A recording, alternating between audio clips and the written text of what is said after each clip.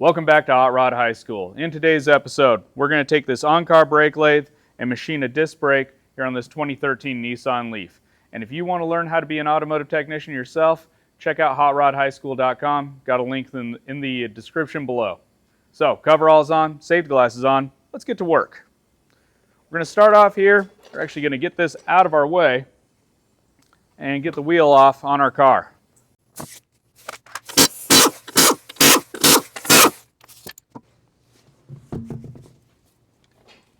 So now that we got the tire off, go through and remove our brake caliper.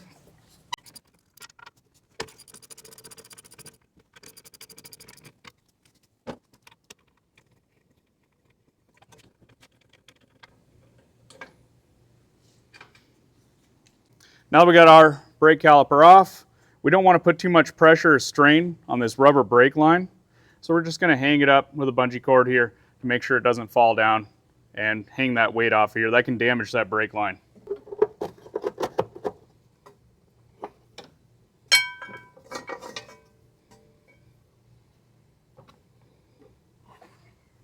So now that we got everything exposed here, we're going to want to figure out the correct size of our adapter to put on there.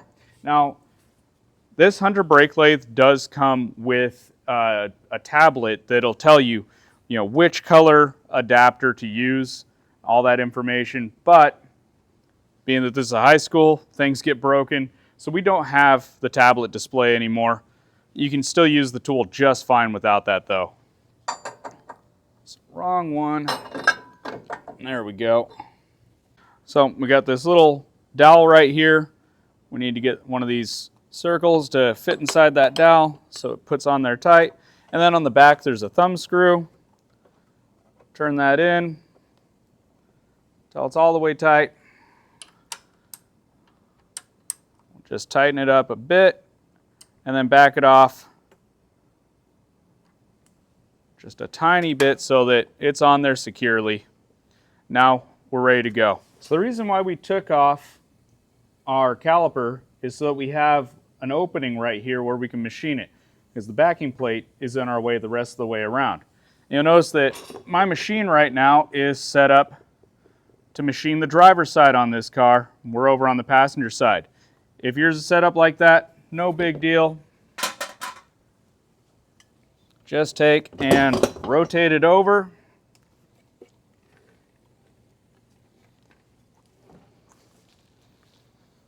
Now we're set up to machine this side.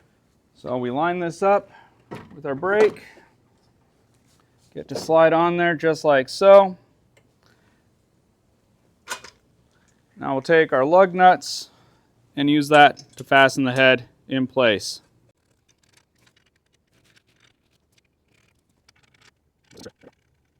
We're just going to use a combination wrench to tighten these in a star pattern. Only got down to about 25 foot-pounds, not a full torque on these ones.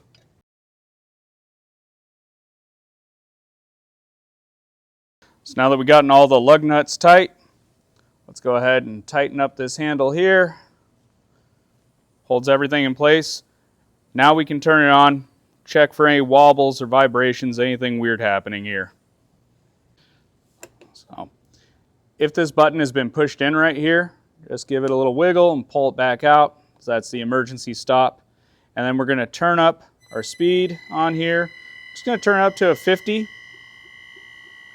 And then we're going to hit our compensation button. And once that light is done flashing and goes to a solid green, that means that we're ready to go. You're going to hear this crinkling, crunching noise coming out of the machine.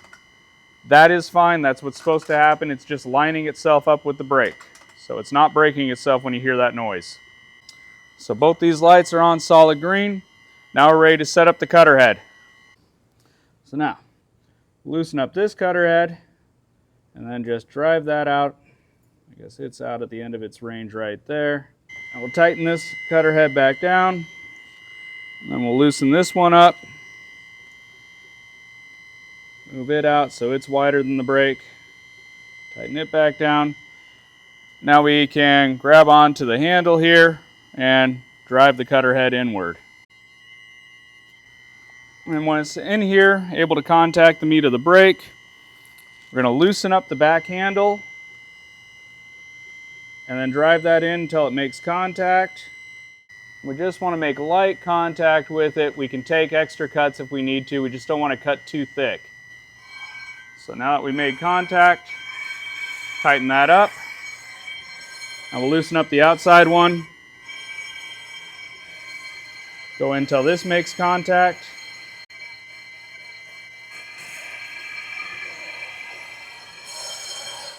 Now we'll drive the cutter head in the rest of the way.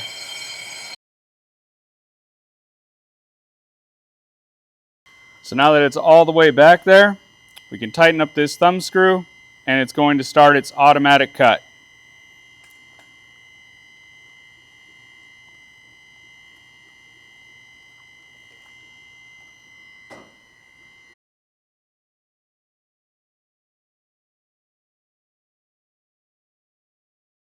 So once we got to the end of our brake cut here, we just loosen up this guy right here so then it stops rotating. You can also at this point turn the machine off. And now we just need to take it off of our brake here and reassemble. We got our cut done. Nice, smooth, even finish. And we're ready for going and cutting the other brake.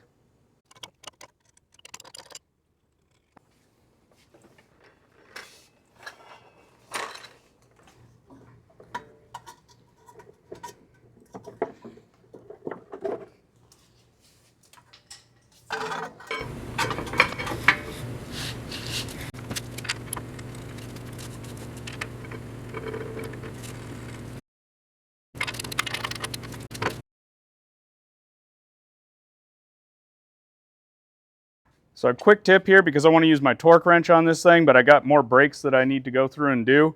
If I want to torque down the wheel while it's still up in the air, brake pedal depressor.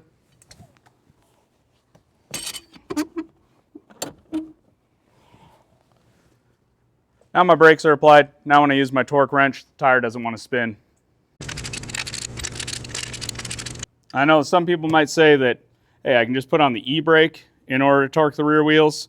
But if you happen to be working on the fronts, that brake pedal depressor works for all four of them. So I hope you enjoyed our episode on using an on-car brake lathe to machine a disc brake here on this Nissan Leaf. If you got any questions, comments, concerns, feel free to drop them in the comments below, and we'll see you next time. You have a good one, guys.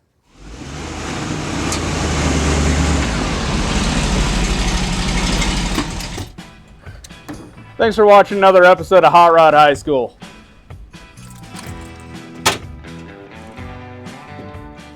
If your school doesn't offer an auto shop class or you're a homeschooler, we've got the thing for you.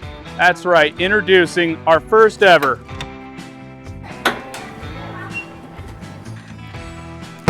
auto shop in a box.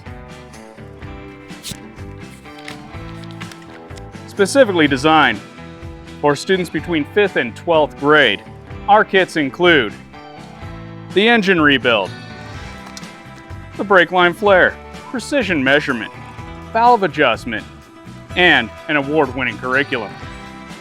Click the link in the description below to learn more on our website and purchase your kit today, which will be shipped directly to your home.